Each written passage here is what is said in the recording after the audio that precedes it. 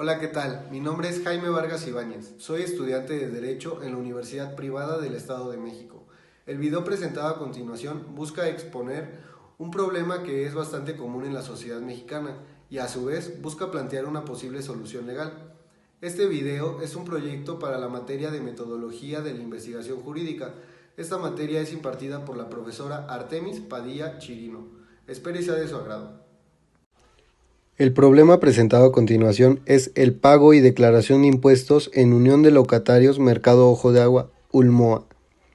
Alumno Jaime Vargas Ibáñez. Escuela UPEM Tecámac. Carrera Derecho Optativo. Grado primer cuatrimestre. Profesora Artemis Chirino. Proyecto video. El mercado Ojo de Agua es un mercado particular, es decir, no pertenece al municipio de Tecámac como otros mercados de este municipio. Por ende, cada locatario es dueño de su propio local. Cuenta con 166 locales y 90 locatarios. Tiene una mesa directiva. Se conforma por un presidente, un tesorero, un secretario.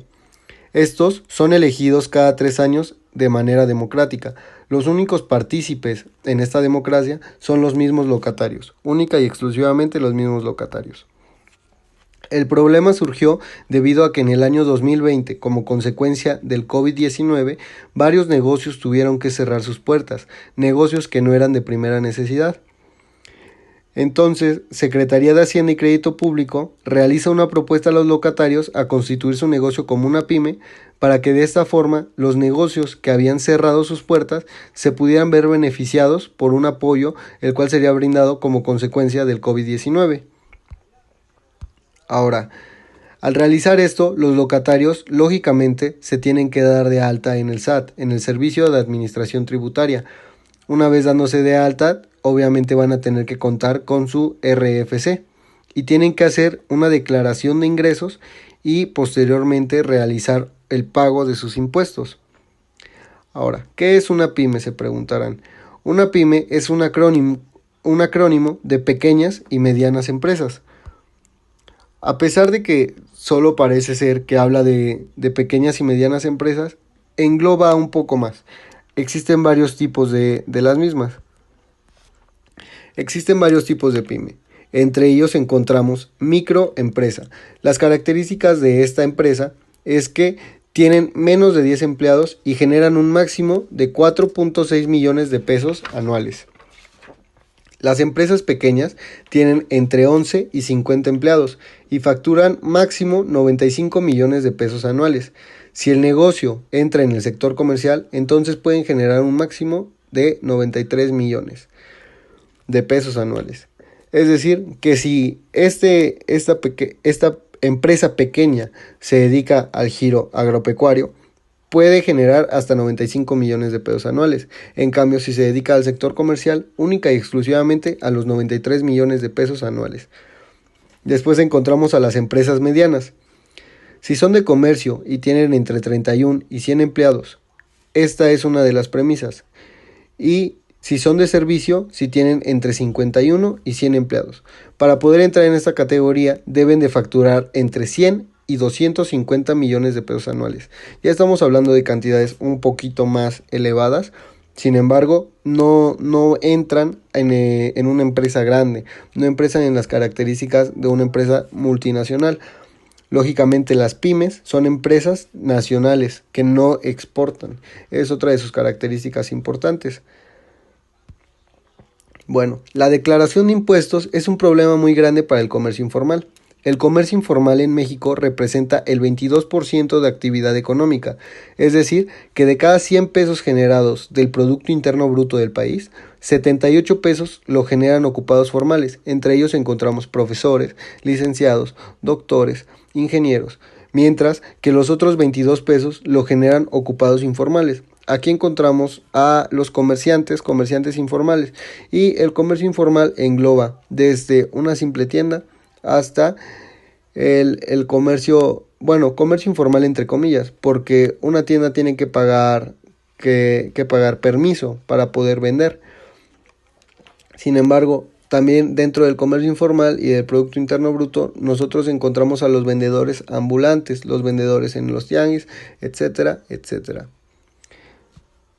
El hecho de hacer transacciones en efectivo representa un problema muy grande para el Servicio de Administración Tributaria. Esto se debe a que esta institución no cuenta con el conocimiento exacto y preciso de cuánto dinero genera cada persona, por lo cual no sabe cuánto es lo que debe de cobrar, cuánto es lo adecuado que deben de pagar sus impuestos dicha persona.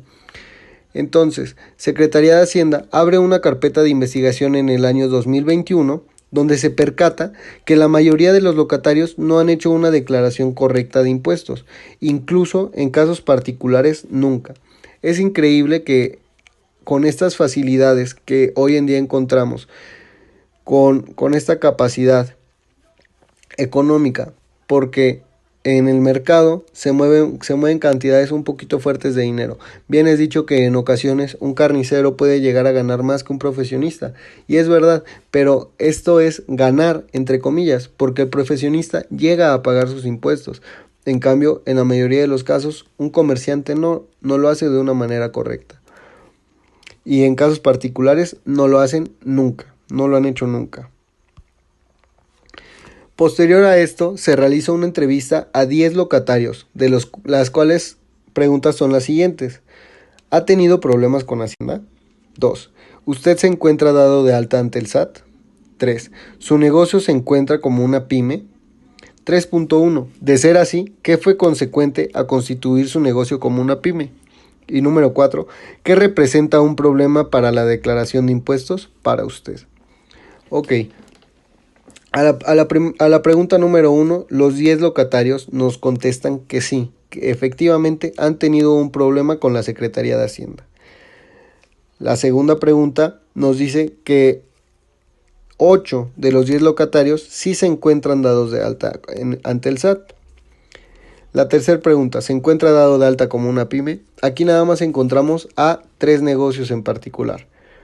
De estos negocios no vamos a hablar porque nos vamos a centrar más en 2 giros particulares. Posteriormente lo iré desglosando. De ser así, ¿qué fue consecuente a constituir su negocio como una pyme? Bueno, las respuestas fueron las esperadas, que tuvieron que realizar un pago de impuestos, el cual se realizó hasta el segundo año, es decir, que se tiene que realizar en este año 2022.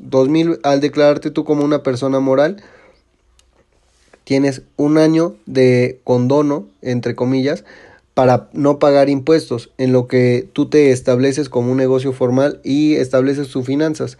Esta es una de las ventajas que te da Secretaría de Hacienda al tú constituirte como una pyme. En el segundo año tú ya tienes que realizar un pago de tus impuestos. Esa fue la única consecuencia, que tienen que darse de alta ante el SAT, tienen que contar con un RFC. ¿Qué representa un problema para la declaración de impuestos para usted? Esta es una pregunta que realmente nos importa, ya que 8 de los 10 locatarios tienen el mismo problema en común, y es que el lugar donde abastecen de producto y mercancía en su mayoría no entregan facturas. Entre estos encontramos carnicerías, bisuterías y sobre todo verdulerías. Entre ellos encontramos lo que les decía anteriormente, carnicerías, verdulerías, bisuterías. Ahora, nos vamos a centrar en los 2 giros siguientes, en las verdulerías y en las bisuterías. Se le realizaron las siguientes preguntas a los dueños de las 4 fruterías y verdulerías. Número 1, ¿dónde se abastece de producto? Número 2, ¿realiza pagos en tarjeta bancaria? Número 3, ¿sus surtidores entregan factura? Resulta que los 4 negocios surten su producto y mercancía en la central de abastos de Iztapalapa.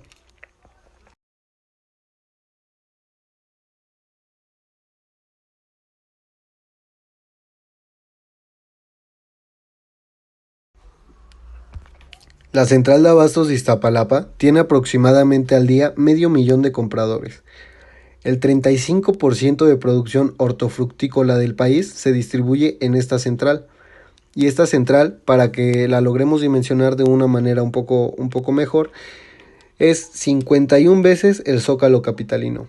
Esto es 327 hectáreas. Básicamente es enorme. Bueno, de los 4 comerciantes, en promedio visitan 10 tiendas cada uno. Esto nos da un resultado de 40 tiendas.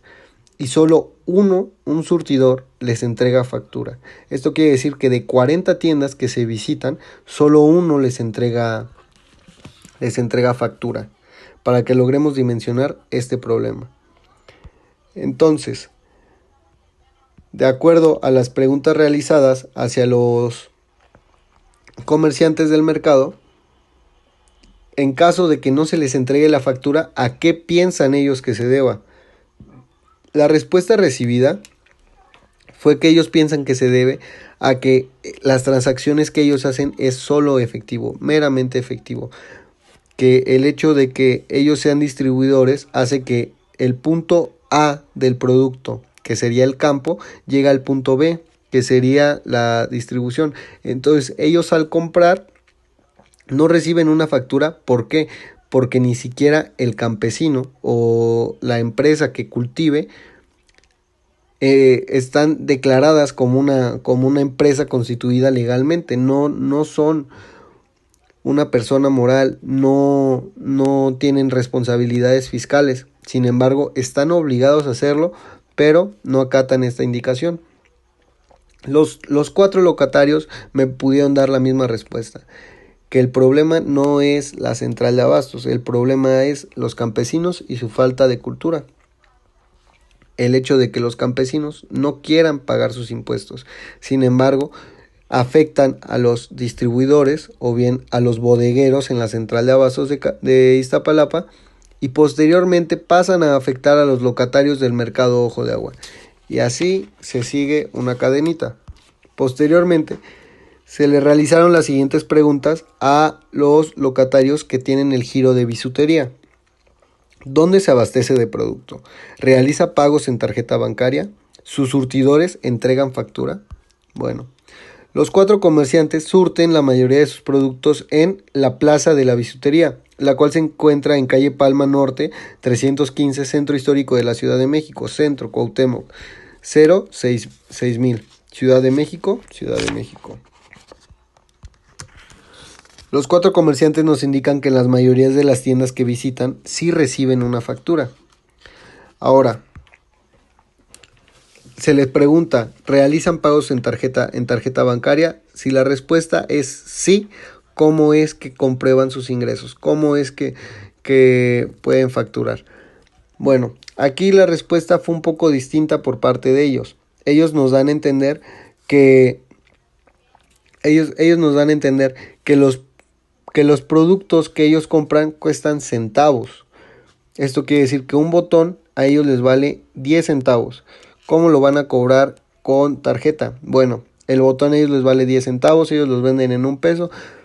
Es muy difícil que una persona te pague menos de 100 pesos con tarjeta bancaria. Es muy común que te lo den en efectivo. Esa es la respuesta que yo recibí por parte de los 4 locatarios. Sin embargo, es importante fomentar el uso del cobro con tarjeta, para que de esta forma tú cobres con tarjeta, puedas pagar con tarjeta, y fiscalmente es más sencillo declarar esos pagos. Luego, ¿cuáles son las obligaciones que generan el tener una factura? Aquí encontramos 5 obligaciones entre las múltiples que existen. Número 1, gracias a ella el comprador puede reclamar en caso de que exista una incidencia en el producto adquirido. Número 2, para el vendedor actúa como un justificante si el pago no se le ha realizado, para que el consumidor realice el pago correspondiente. Número 3, la factura actúa como una garantía ante cualquier problema que pueda surgir entre ambas partes. Uno de estos casos sería que la factura avala que yo compré el producto en caso de que la persona diga que yo la robé. Número 4. Fiscalmente, cualquier autónomo o empresa debe presentar a Hacienda todas las facturas que demuestren sus ingresos recibidos y gastos soportados. Lógicamente no puedes gastar más de lo que ingresa. Y número 5. Cualquier gasto que no se acredite mediante factura no es considerado como un gasto a efectos tributarios. Ahora pasamos al planteamiento de la posible solución. Bueno, es importante que la población conozca sus obligaciones fiscales, así como cuáles son sus beneficios y de qué manera pueden hacer una correcta contribución de sus impuestos. Bueno, en México hacer negocios es más barato que en Estados Unidos. La carga fiscal es 31.5% menor a la del país vecino. Esto coloca a la Ciudad de México como la quinta ciudad preferida para hacer negocios por parte de los extranjeros, con un 70.9% con un 70.9 porcentaje menor al del país vecino, y Monterrey en la octava posición de las 50 ciudades preferidas para hacer negocios por extranjeros, con un 66.1% de carga fiscal menor a la del país vecino. Estos datos son recabados de la consultora KPMG, la cual hace recomendaciones a inversionistas de todas partes del mundo. Ahora, planteamiento de la solución. En caso de que no se le entregue al comerciante una factura, ellos pueden hacer una reclamación aparte a Profeco. ¿Por qué? Porque es un deber del vendedor entregar una factura, así como es un derecho del comprador recibirla. Si hiciste la solicitud ante el comercio y no se le dio, ya sea vía electrónica, de manera telefónica o presencial, y no se fue entregada la factura, tienes la opción de presentar una solicitud por la no emisión de factura en el portal web de Servicio de Administración Tributaria, o SAT. Tenemos que tener a mano los siguientes datos: RFC del proveedor, RFC del solicitante, fecha y monto de la compra, forma de pago del producto o servicio, si fue pagado en efectivo o si fue pagado en tarjeta. Detalles de lo sucedido. Tenemos que redactar, mejor dicho, qué fueron las cosas que sucedieron, por qué no se fue entregado, y tenemos que especificar, y repito, hago énfasis, tenemos que especificar el hecho de que no se nos entregó la factura y una dirección de correo electrónico para que se nos envíe nuestra solución. Como punto número 2 para la solución, se le recomienda a los comerciantes integrar el cobro con tarjeta. ¿Para qué? Esto tiene varias ventajas, así como también tiene desventajas. La única desventaja es que el dinero no te llega en 24 horas. El dinero te llega en un lapso de 48 a 72 horas en días hábiles. En caso de que sea sábado y domingo, no te llega. Esas es las únicas dos desventajas. Ventajas encontramos múltiples. Entre una de ellas es que la mayoría de los empleados reciben su nómina en una tarjeta bancaria. Así se le evita al cliente la molestia de ir a retirar efectivo de un banco, arriesgándose a que pueda ser atracado, y de esta forma puede ir a visitar el mercado directamente y puede comprar los productos que él necesita. Además de esto, así evita que el cliente vaya a un súper por esta facilidad de pago. Muchas personas van al súper, a Walmart, Chedraui, porque en estos lugares sí les reciben la tarjeta. Encuentran lo que necesitan, les reciben la tarjeta y ya no tienen que ir a retirar, no tienen que ir a arriesgarse a tener efectivo en sus bolsas. De esta forma, poco a poco podemos ir implementando el pago con tarjeta. Existen varias plataformas. Se le puede pedir directamente a un banco. Un ejemplo sería BBVA. Virtualmente podemos comprar un lector de tarjeta que se llama Clip, y mediante una aplicación podemos ir monitoreando nuestros movimientos. Y también en Banco Azteca se nos puede proporcionar un lector de tarjeta para poder realizar cobros. Como punto número 3, una propuesta legal. El gobierno deberá permitirle a los comerciantes ponerse al corriente con sus pagos en un periodo no mayor a 4 meses, y en caso de no hacerlo, deberá comenzar a realizar embargos de mercancía desde quien debe más a quien deba menos. Esto quiere decir que en la central de abastos, el locatario de los limones, el rey del limón, tiene una deuda de 28 millones de pesos en declaración de impuestos. Tiene 4 meses para pagarlo. En caso de que no se pague, será embargada su mercancía y va a tener una suspensión provisional en lo que se le realiza el pago a Hacienda, de quien deba más a quien deba menos. Es necesario un chivo expiatorio. ¿Para qué? Para que los demás bodegueros noten cuál es el problema y así le exijan a los campesinos la factura. Ellos puedan emitir una factura y los locatarios del mercado Ojo de Agua puedan recibir una factura, entregar facturas y realizar una mejor declaración de sus impuestos. De mi parte esto sería todo. Muchas gracias por su atención.